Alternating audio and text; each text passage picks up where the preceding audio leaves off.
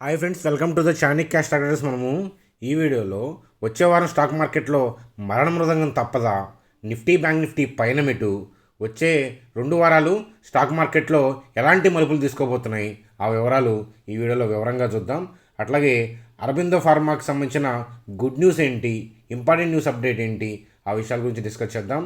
ఈ పర్టికులర్ వీడియోలో IDFC first bank గురించి కూడా డిస్కస్ చేద్దాం. ఎక్కువ మంది కామెంట్స్లో ఆ స్టాక్ గురించి అడగడం అనేది జరిగింది. ఆ విషయాల గురించి కూడా డిస్కస్ చేద్దాం. అట్లాగే ఉజ్జీవన్ స్మాల్ ఫైనాన్షియల్ బ్యాంక్కి ఏమైంది, సో ఇష్యూ ఏంటి, ఆ ఇష్యూని ఎలా తీసుకోవాలి, ఇన్వెస్ట్మెంట్ చేయొచ్చా, ఆల్రెడీ ఇన్వెస్ట్మెంట్ చేసిన వాళ్ళు ఏం చేయాలి, ఆ వివరాలు ఈ వీడియోలో డిస్కస్ చేద్దాం. అలాగే Hindustan Unilever so all time హైకి దూసుకు వెళ్ళింది, ఆ విషయాల గురించి చూద్దాం. అలాగే ప్రజెంట్ ఇండస్ట్రీస్లో ట్రేడింగ్ ఆపర్చునిటీ ఉంది, అవంతి ఫీడ్స్లో ట్రేడింగ్ ఆపర్చునిటీ ఉంది, అలాగే వండర్లాలో కూడా వండర్ఫుల్ ఆపర్చునిటీ ఉంది.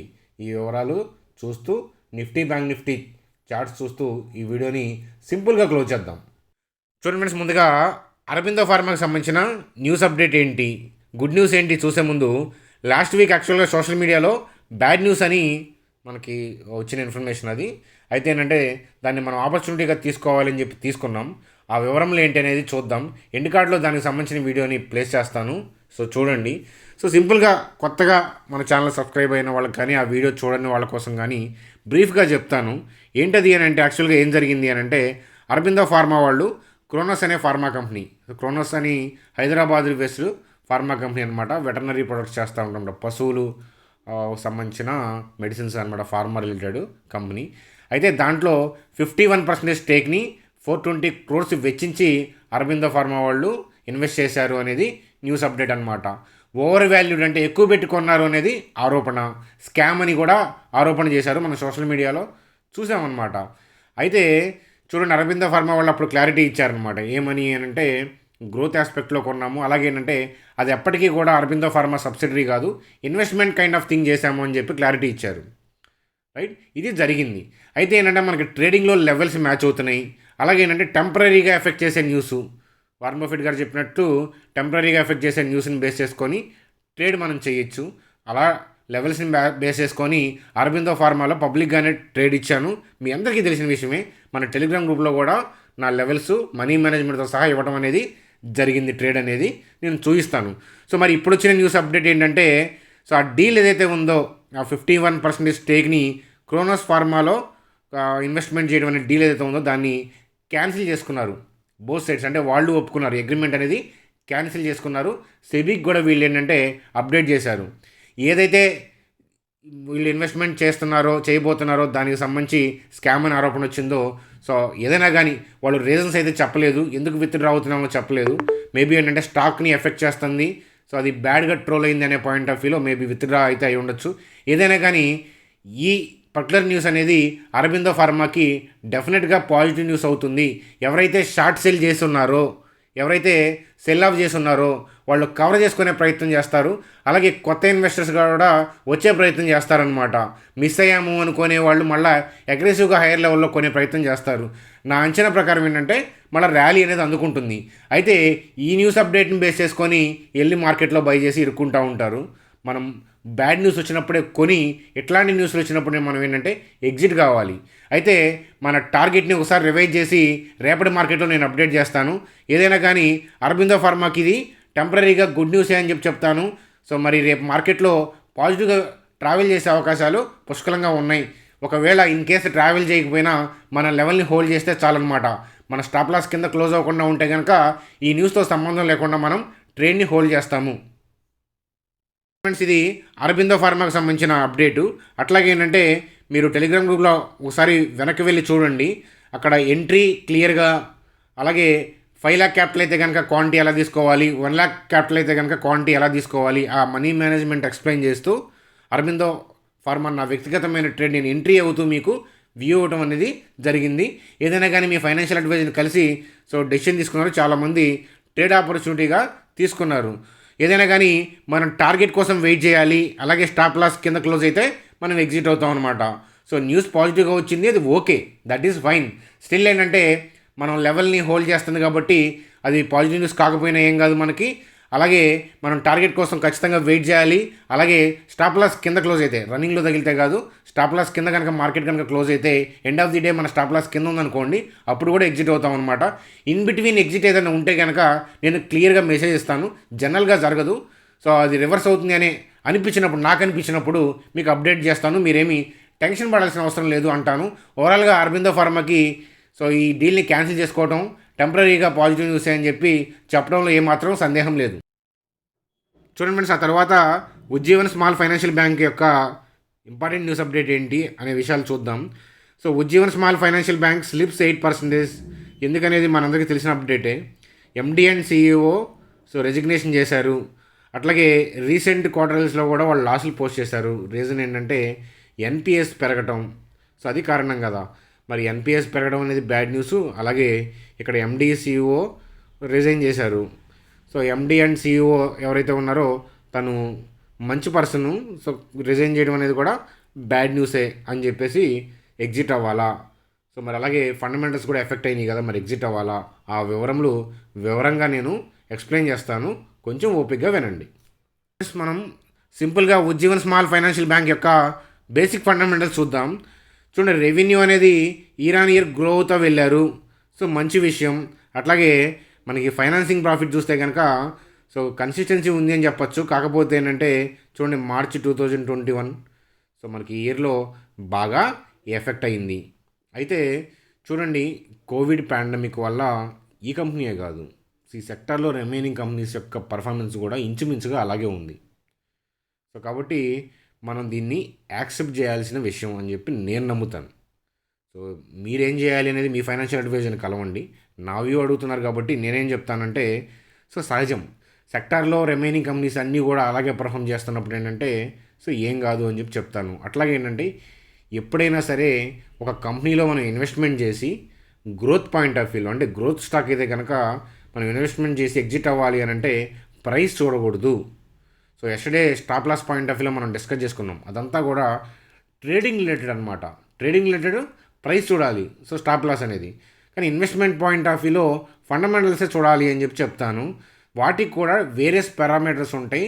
సో పీరియడ్ ఆఫ్ టైం అనేది ఉంటుంది. అంతేగాని ప్రైస్ డ్రాప్ అవ్వగానే ఒక సింగిల్ క్వార్టర్ డ్రాప్ అవ్వగానే ఎగ్జిట్ అవ్వాలని చెప్పి నాకు తెలిసైతే కనుక సో ఎక్స్పర్ట్స్ ఎవరైతే ఉంటారో మనకి ఏసీ ఇన్వెస్టర్స్ నుంచి అయితే కనుక అలాంటి ఇన్పుట్స్ నేను ఎప్పుడూ చూడలేదు. అలాగే ఫండ్ మేనేజర్స్ నుంచి కూడా ఒక సింగిల్ క్వార్టర్ రిజల్ట్స్ బాగున్నంత మాత్రాన ఆ కంపెనీ నుంచి విత్డ్రా రావాలని చెప్పేసి ఫండ్ మేనేజర్స్ నుంచి కూడా నేను కామెంట్స్ అయితే కనుక నేను జనరల్గా నేనైతే వినలేదు. ఏదైనా కానీ మనకి ఏసీ ఇన్వెస్టర్స్ నుంచి వాళ్ళు ఎలా ఎగ్జిట్ అవుతారు ఆ పాయింట్ ఆఫ్ వ్యూలో మనం రీసెర్చ్ చేసినప్పుడు నాకు తెలిసిన ఇన్ఫర్మేషన్ ప్రకారం అయితే కనుక సింగిల్ క్వార్టర్ని బేస్ చేసుకొని ఎవరు కూడా కంపెనీలో టోటల్ ఇన్వెస్ట్మెంట్స్ అనేవి విత్డ్రా అనేది చేయరు. సో అయితే మరి దీన్ని ఎలా తీసుకోవాలి అని అంటే సో 1 ఇయర్ కదా, వరుసగా 2 ఇయర్స్ కనుక ఎఫెక్ట్ అయితే కనుక అప్పుడు చూద్దాం. దట్టు ఏంటంటే 2 ఇయర్స్ ఎఫెక్ట్ అయినా కూడా ఆ సెక్టార్ మొత్తం కూడా అలాగే ఉందనుకోండి, నేను వెయిట్ చేస్తాను. సో ఖచ్చితంగా నేను వెయిట్ చేస్తాను. ఎందుకంటే సెక్టార్లో రిమైనింగ్ కంపెనీస్ అన్నీ కూడా అలా ఉన్నప్పుడు సో అప్పుడు గ్లోబల్గా థింగ్స్ బాగోలేదు. వాళ్ళు ఏం చేశారు, వాళ్ళు ఏం చేయలేదు కదా. కాబట్టి రేపు సైకిల్ మూవ్ అయినప్పుడు ఏంటంటే ఖచ్చితంగా ఏంటంటే దానికి 10ంతల ప్రాఫిట్లు అనేది తీయగలుగుతారనే నమ్మకం మనకు ఉండాలి. కాబట్టి ఏంటంటే ఆల్రెడీ ఇన్వెస్ట్ చేసిన వాళ్ళు ఈ ఆస్పెక్ట్లో విత్డ్రా చేయాల్సిన అవసరం లేదు అనేది నా వ్యక్తిగతమైన అభిప్రాయం. ఫండమెంటల్స్ చాలా బాగున్నప్పుడు బై చేసి సో మళ్ళీ ఫండమెంటల్స్ వీక్ అయిపోగానే కొంచెం అంటే ఒక క్వార్టర్ డ్రాప్ అవ్వగానే, ఒక 1 ఇయర్ డ్రాప్ అవ్వగానే విత్డ్రా అయితే కనుక స్టాక్లో లాంగ్ టర్మ్ పాయింట్ ఆఫ్ వ్యూలో హోల్డ్ చేయలేరు, మల్టీ బ్యాగర్స్ని క్రియేట్ చేయలేరు. సో ఖచ్చితంగా అదే జరుగుతుందన్నమాట. ఫండమెంటల్స్ బాగున్నప్పుడు ఓవర్ వాల్యూలో కొనిస్తారు, బాగున్నప్పుడు ఏంటంటే అండర్ వాల్యూలో అమ్మిస్తారనమాట. సో ఇప్పుడు కొత్తగా ఎంటర్ అవ్వాలా లేదా అనేది ఇంకొక రోజు డిస్కస్ చేస్తాను. ఇక్కడ విషయం ఏంటంటే ఏదైనా ఒక స్టాకు ఎస్పెషల్లీ మనకి ఇలా మీడియం స్కేల్ కంపెనీస్ కానీ స్మాల్ క్యాప్స్ కానీ కొనేటప్పుడు ఏంటంటే వెయిటేజ్ ఈజ్ వెరీ ఇంపార్టెంట్. మన పోర్ట్ఫోలియోలో అనేది సపోజ్ ఒక 10 lakhs అనుకోండి, దాంట్లో 2-3% మాత్రమే వెచ్చించి ఇట్లాంటి కంపెనీలో ఇన్వెస్ట్ చేయాలి. అంతేగాని మన దగ్గర 5 lakhs ఉంటే 4 lakhs పెట్టి Ujjivan small financial bank, 1 lakh పెట్టి సమ్ అదర్ స్మాల్ క్యాప్ అట్లా తీసుకున్నారనుకోండి, సో లాస్లు హెవీగా వస్తాయి. ఏదైనా జరిగితే అన్ఎక్స్పెక్టెడ్ థింగ్ అయ్యే కంపెనీలు కనుక డిఫాల్ట్ అయినాయి అనుకోండి, మొత్తం మీరు పెట్టిన మనీ మొత్తం కూడా డ్యామేజ్ అయిపోతుంది అనమాట.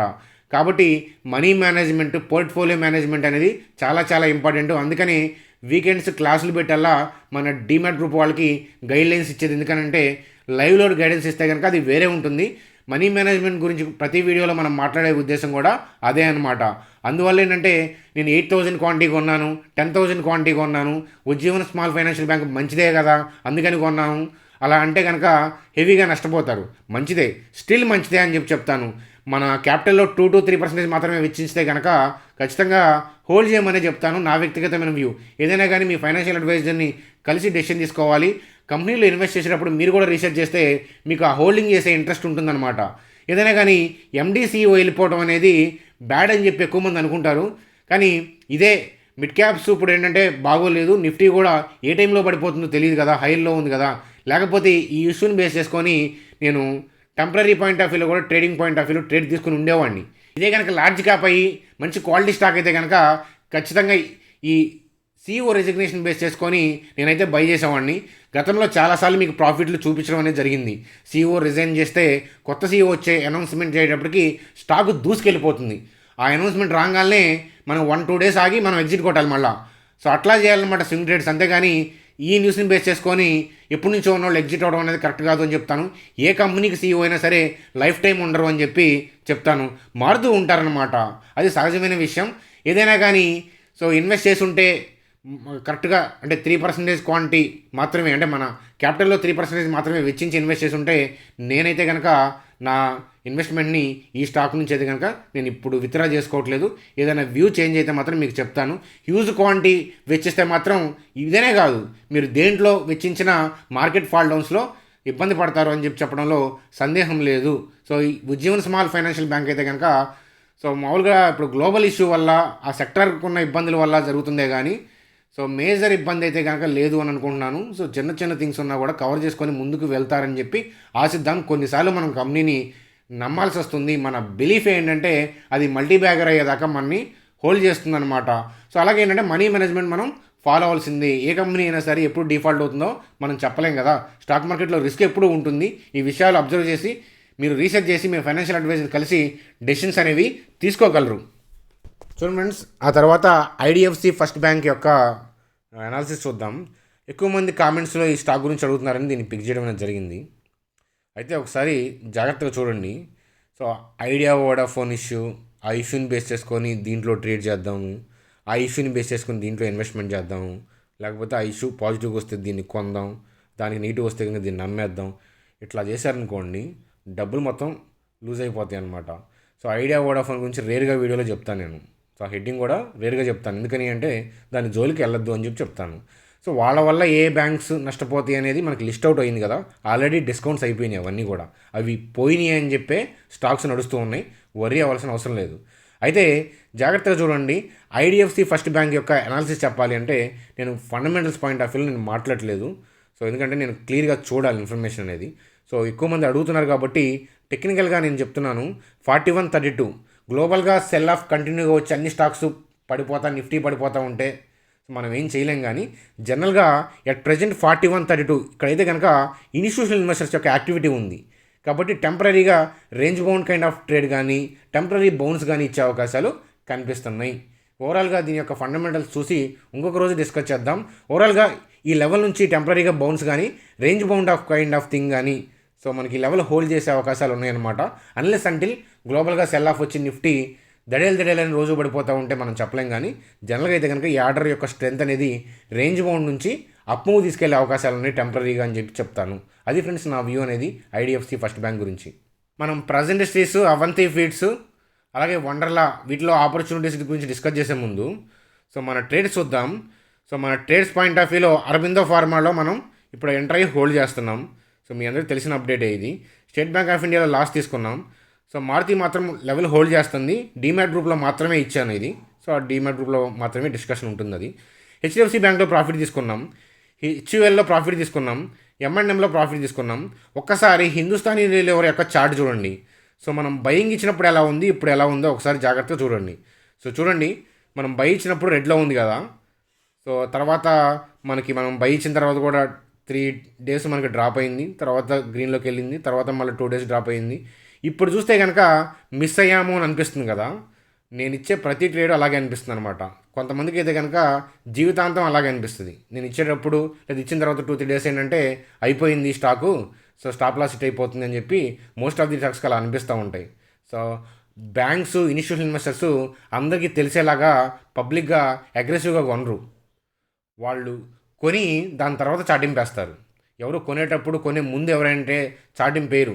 సో ఇన్స్టిట్యూషనల్ ఇన్వెస్టర్స్ కనుక కొనే ముందు కనుక గుడ్ న్యూస్లు స్ప్రెడ్ చేశారనుకోండి, అందరూ బై చేస్తారని ట్రై చేస్తారు కాబట్టి వాళ్ళ ఆర్డర్లు ఎగ్జిక్యూట్ కావు. అందువల్ల ఏంటంటే బ్యాడ్ న్యూస్లు, బ్యాడ్ థింగ్ అట్లాంటివి ఇచ్చేస్తారు. అలాగే బయింగ్ కూడా చాలా స్లోగా, క్లవర్గా చేస్తారు. నేను చాలాసార్లు చూపించాను. అందుకని ఇంట్రాడేకి నేను అగైనెస్ట్ అనమాట. రైట్, ఓవరాల్గా ఏంటంటే మన ట్రేడ్ తీసుకున్నాం. సో మనం ప్రాఫిట్ బుకింగ్ చేసుకున్నాం. 2490 దగ్గర ప్రాఫిట్ బుకింగ్ చేసుకున్నాం. ఈ బ్రేక్అవుట్ వస్తుందని ఎక్స్పెక్ట్ చేశాను. అయితే ఏంటంటే బ్రేక్అవుట్ వచ్చినా రాకపోయినా మనకు సంబంధం లేదు, ప్రాఫిట్ బుకింగ్ అనేది జరిగింది. అయితే కప్ అండ్ హ్యాండిలు, లేకపోతే you breakout, flag breakout, volume బాగుంది అని చెప్పి ఇప్పుడు వస్తా రీటైల్ పీపుల్ బై చేసి ఇరుక్కుంటారనమాట. సో ఇక్కడ నుంచి పైకి వెళ్తుందా లేదా అని అంటే నాకు అనవసరం. సో నేనైతే కనుక ఆ ఆస్పెక్ట్లో ఇనీషియల్ డేస్లో ట్రేడ్ చేసామండి, కానీ అవి వర్కౌట్ అవ్వు. మార్కెట్ ట్రెండీలో ఉన్నప్పుడు ఏదో 3-4 స్టాక్స్ వర్కౌట్ అవుతాయి తప్ప ఈ బ్రేక్అవుట్ కైండ్ ఆఫ్ థింగ్స్ జనరల్గా అయితే కనుక వర్కౌట్ అవ్వు. మోస్ట్ ఆఫ్ ది టైమ్స్ ఏంటంటే ఈ బ్రేక్అవుట్ ఇచ్చిన తర్వాత మనల్ని ముంచేస్తాయి అనమాట. చూడండి ఫ్రెండ్స్, మనకి నిఫ్టీ గురించి చూద్దాం. సో అయితే ఏంటంటే ప్రీవియస్ సెషన్లో ఏం జరిగింది, రేపు ఏం జరగబోతుంది అని చెప్పే ముందు జాగ్రత్తగా నేను చెప్పే కాన్సెప్ట్ అర్థం చేసుకోవడానికి ట్రై చేయండి. కొన్ని విషయాలు లైవ్లో చెప్తేనే ఎఫెక్టివ్గా ఉంటాయి. అందుకే నేను డీమ్యాట్ గ్రూప్ వాళ్ళకి వీకెండ్స్ అన్ని అవర్స్ స్పెండ్ చేసి నేను ఎక్స్ప్లెయిన్ చేస్తూ ఉంటాను అప్పుడప్పుడు మనం కండక్ట్ చేసే క్లాసుల్లో. సరే, అందరూ రాలేరు కాబట్టి సో సింపుల్గా చెప్పే ప్రయత్నం చేస్తాను. అర్థం చేసుకునే ప్రయత్నం అయితే మీరు చేయాలి. జాగ్రత్తగా వినండి. చూడండి ఫ్రెండ్స్, మనం జనరల్గా స్టాక్ మార్కెట్లో బిగినింగ్ డేస్లో ఏం చేస్తాం, 1-2 మంత్స్ అంటే స్టార్టింగ్ కెరీర్లో ఏం చేస్తాం, బై సేల్ తెలియక చేసేస్తూ ఉంటాం. కొంచెం ఎక్స్పీరియన్స్ వచ్చినాక ఏషియన్ మార్కెట్స్ గురించి తెలుస్తాయి. ఏషియన్ మార్కెట్స్ పాజిటివ్గా ఉంటే, ఎస్జిఎక్స్ నిఫ్టీ పాజిటివ్గా ఉంటే బై చేయాలని, లేకపోతే ఏషియన్ మార్కెట్స్ డల్గా ఉండి, గ్లోబల్ క్యూస్ మొత్తం డల్గా ఉండి, ఎస్జిఎక్స్ నిఫ్టీ డౌన్ ఉండి, ఎఫ్ఐఎస్ కూడా నెట్ సెల్లింగ్లో ఉంటే సెల్ చేయాలనే పాయింట్ ఆఫ్ వ్యూలో ఆలోచిస్తూ ఉంటారు. అదే కదా చేసేది. కొంచెం నాలెడ్జ్ రంగాల్ని చూడండి. గ్లోబల్ క్యూస్ బాగోలేదు, SGX Nifty down early morning. అయితే సో ఓపెన్ అయిన తర్వాత మార్కెట్లో మరి మనం సెల్ చేస్తే బై చేయడానికి సిద్ధంగా ఉండేవాళ్ళు ఎవరు? సో వాళ్ళంతా తెలివి తక్కువ వాళ్ళు అయితే కాదు కదా. సో మనం సెల్ చేద్దాం అనుకుంటున్నప్పుడు బై చేసేవాళ్ళు తెలివి తక్కువ వాళ్ళు అయితే కాదు, అదైతే షూర్ కదా. సో జాగ్రత్తగా వినండి. బ్యాడ్ న్యూస్ ఉన్నప్పుడు సో మార్కెట్ ఎక్కడ ఓపెన్ అవుతుందనంటే సెల్లర్కి బయర్కి మ్యాచ్ అయితేనే. మనం చాలాసార్లు డిస్కస్ చేసుకున్నాం. ఎండ్ కార్డులో ప్రీ మార్కెట్ వీడియో ఉంది, అది చూసి మళ్ళీ ఒకసారి ఈ వీడియో చూడండి, మీకు క్లారిటీ తెలుస్తుంది. ప్రీ మార్కెట్ అంటే ప్రీ మార్కెట్లో ఏం జరుగుతుంది అని. ఎక్కడ బయర్స్ సెల్లర్స్ ఉన్నారో అక్కడ మార్కెట్ ఓపెన్ అవుతుంది. చూడండి, ఫర్ ఎగ్జాంపుల్ టమాటాలు నిన్న మార్కెట్లో 50 రూపాయలు ఉన్నాయి. సో వాళ్ళ మార్కెట్లో 30 రూపీసే ఉన్నాయంటే అర్థం ఏంటంటే సో కొనేవాళ్ళు 30 రూపీస్ దగ్గర ఉన్నారనమాట.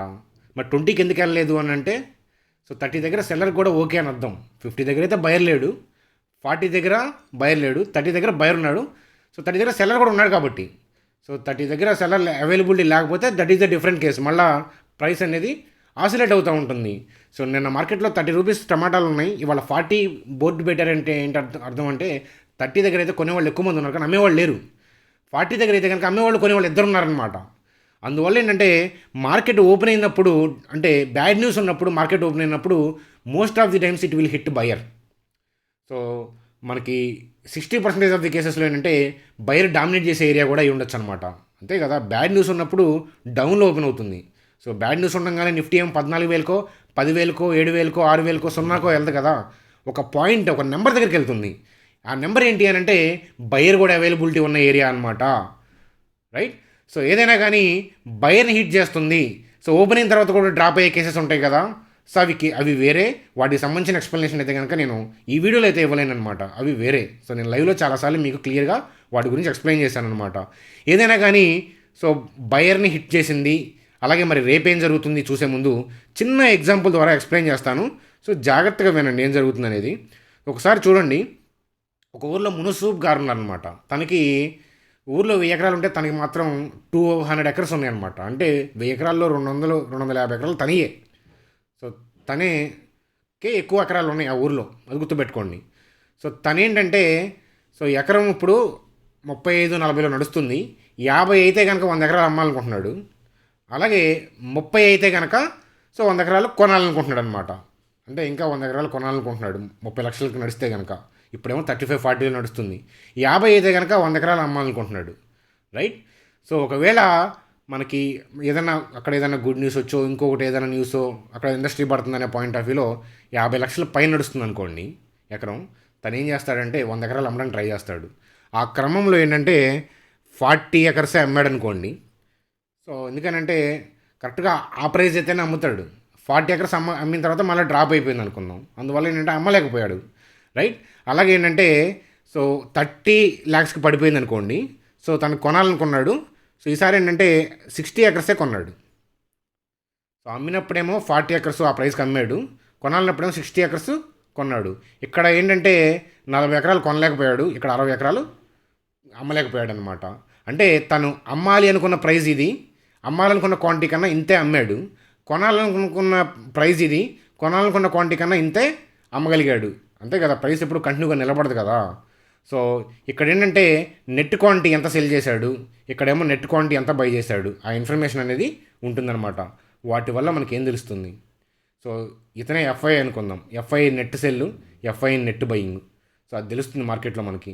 దానివల్ల ఏదన్నా తెలుస్తుందా, ఏదన్నా ఉపయోగం ఉంటుందా? వాళ్ళు డైలీ బై చేస్తారు, డైలీ సెల్ చేస్తారు. సపోజ్ ఇదే ప్రైస్ యాక్షన్ని సింగిల్ డేలో జరుగుతుంది అనుకుందాం. హైయర్ లెవెల్లో సెల్ చేస్తారు, లోయర్ లెవెల్లో బై చేస్తారు. యాక్చువల్గా ప్రైస్ అనేది అంటే వాళ్ళు బై చేయాలనుకున్న క్వాంటిటీ ఎక్కువ ప్లేస్ చేశారనుకోండి, వాళ్ళతో పాటు ఎక్కువ మంది ప్లేస్ చేశారనుకోండి, అప్పుడు ఏంటంటే వాళ్ళు అనుకున్న ప్రైజులకి ఆర్డర్లు ఎగ్జిక్యూట్ కాక బౌన్స్ అయిపోతుంది, ర్యాలీ అవుతుంది. సో స్టాక్ మార్కెట్లో ర్యాలీలు ఎక్కువ మంది బై చేస్తే రావు, ఎక్కువ మంది బై చేయాలనుకుంటే వస్తాయి. సో ల్యాండ్ అయినా రియల్ ఎస్టేట్ అయినా అంతే, ఎక్కువ మంది కొంటే పెరగదు, కొనాలనుకునే వాళ్ళు ఎక్కువ మంది ఉంటే పెరుగుతుంది. ఈ కాన్సెప్ట్ జాగ్రత్తగా తెలిస్తే you can apply in stock market. ఎక్కువ మంది అమ్మితే స్టాక్ మార్కెట్ పడిపోదు, ఎక్కువ మంది అమ్మాలని ప్రయత్నిస్తే పడిపోతుంది. సో అదనమాట. సో అట్లా ఏంటంటే net quantity, net by quantity, net cell quantity వాటి వల్ల ఏం తెలియదు. సో ఎందుకంటే డైలీ వాళ్ళు బై సెల్ చేస్తూ ఉంటారు డిఫరెంట్ ప్రైసెస్. అందువల్ల ఏంటంటే వాటి వల్ల మీరు జీవితాంతం ట్రై చేసినా కూడా సో మార్కెట్ మూవ్మెంట్ని అంచనా వేయడం అనేది జరగదు, అది అసాధ్యం. మీరు లాస్ట్ 3 months చూస్తే కనుక ఎఫ్ఐఎస్ నెట్ క్వాంటిటీ ఎక్కువ సెల్ ఆఫ్ ఉంటుంది, కానీ మరి మార్కెట్ ఏమైనా కిందకి వెళ్ళిందా, ఓవరాల్గా all time high దాటిందనమాట.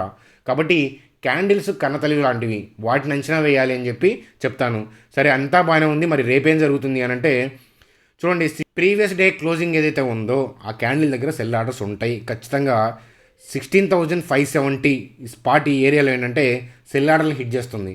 So market higher level open అయినప్పుడు ఇక్కడ సెల్లర్ సెల్ చేసుకుంటాడు. సో మనకి డౌన్ అంటే బ్యాడ్ న్యూస్ వచ్చినప్పుడు లోయర్ లెవెల్లో వాళ్ళు బై చేశారు కదా. సో అయితే ఆ బ్యాడ్ న్యూస్ ఉన్నప్పుడు ఏంటంటే పైన సెల్ ఆర్డర్స్ రిలీజ్ చేసి ఉంటారు, అవి రేపు ఎగ్జిక్యూట్ అవుతాయి ఒకవేళ పాజిటివ్గా గ్యాప్ అప్ ఓపెన్ అయితే అనమాట. కాబట్టి 16,680, 16,570 ఈ 100-110 పాయింట్స్ రేంజ్ ఉంది. ఇక్కడ ఏంటంటే ఇనీషియల్గా సెల్ ఆఫ్ జరిగి ఒకవేళ వాళ్ళు పైకి వెళ్ళే ఉద్దేశం ఉందంటే లేటర్ ఆఫ్ ఏంటంటే వాళ్ళు మళ్ళీ అగైన్ బై చేస్తారు. ముందు అయితే కనుక ఇక్కడ బై చేసిన వాటికి ప్రాఫిట్ బుకింగ్ జరిగి ఆ తర్వాతే సో బై చేయడం అనేది జరుగుతుంది. సడన్గా పడిపోతే డ్రాప్ అయితే కనుక మీకు తెలుస్తుంది అనమాట. లేదా స్లోగా మరీ అగ్రెసివ్గా పాజిటివ్ న్యూస్ అనుకోండి, స్లోగా వాళ్ళు ఏం చేస్తారంటే సెల్ ఆఫ్ చేస్తానే బై చేస్తారు. అందువల్ల యాక్టివిటీ అనేది అర్థం కాదనమాట.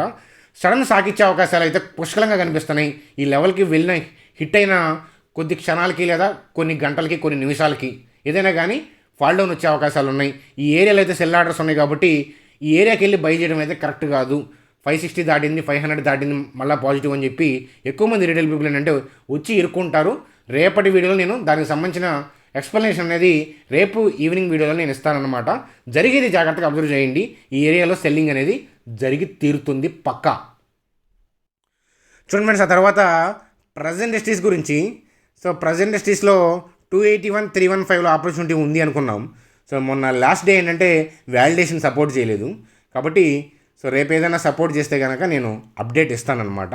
వరీ అవ్వాల్సిన థింగ్ అయితే లేదు, మంచి లెవెలే. నేను మాట్లాడేది ఏంటంటే ట్రేడింగ్ పాయింట్ ఆఫ్ వ్యూలో, అంతేగాని నాకు ఆల్రెడీ ఇన్వెస్ట్మెంట్స్ ఉన్నాయి ఉంచమంటారా తీయమంటారా అంటే అది ప్రైస్ యాక్షన్ బేస్ చేసుకొని తీసుకునేది కాదు. అలాగే ఏంటంటే సింగిల్ క్వార్టర్ని బేస్ చేసుకొని డెసిషన్ తీసుకునే విషయం అయితే కాదు. దీన్ని ఎక్కడ కొనాలో కూడా నేను ఆల్రెడీ గత వీడియోస్లో చెప్పాను. మరొకసారి ఇంకొక రోజు క్లియర్గా డిస్కస్ చేద్దాము. అయితే సో టర్న్ అయ్యే అవకాశాలు కనిపిస్తున్నాయి. అయితే వ్యాలిడేషన్ చూడాలి ట్రేడింగ్కి. బ్లైండ్గా లెవెల్ని బేస్ చేసుకొని అయితే కనుక మనం ట్రేడ్ చేయం. కాబట్టి wait and watch for my update in free Telegram group. Free Telegram గ్రూప్లో ప్రజెంట్ స్టేజ్లో ఆపర్చునిటీ ఉంటే చెప్తానని చెప్పాను కాబట్టి ఖచ్చితంగా మీకు అప్డేట్ చేస్తాను, వరి అవ్వాల్సిన అవసరం లేదు. చూడండి ఫ్రెండ్స్, అలాగే ప్రెజెంట్ ఇండస్ట్రీస్కి అవంతి ఫీడ్స్కి మధ్య చెప్పమంటే అది వేరే ఇది వేరే. కాకపోతే trading opportunity level, quality level అయితే కనుక దీంట్లో ఉంది. సో ప్రెజ్లోనే మనీ కావాలి అంటే సో అది వేరే, నేనేం చేయలేను. నేనైతే కనుక స్టాక్ మార్కెట్లో మనీ కావాలనుకుంటాను తప్ప ట్రేడ్ చేసినప్పుడు ఇదే కంపెనీలో నాకు లాభం కావాలని అయితే నేను కోరుకోను అనమాట. సో అందువల్ల ఏంటంటే అవంతి ఫీడ్స్ వ్యాలిడేషన్ సపోర్ట్ చేస్తుంది. రేపు కనుక ఈ జోన్ లోయర్ లెవెల్లో కనుక మనకు వ్యాలిడేషన్ సపోర్ట్ చేస్తే అవంతి ఫీడ్స్కి నేను ఎక్కువ ప్రియారిటీ ఇస్తాను. ఆ విషయం కూడా మీకు అప్డేట్ చేస్తాను, మీరు వరి అవ్వాల్సిన అవసరం లేదు అని చెప్పి మరీ చెప్తాను.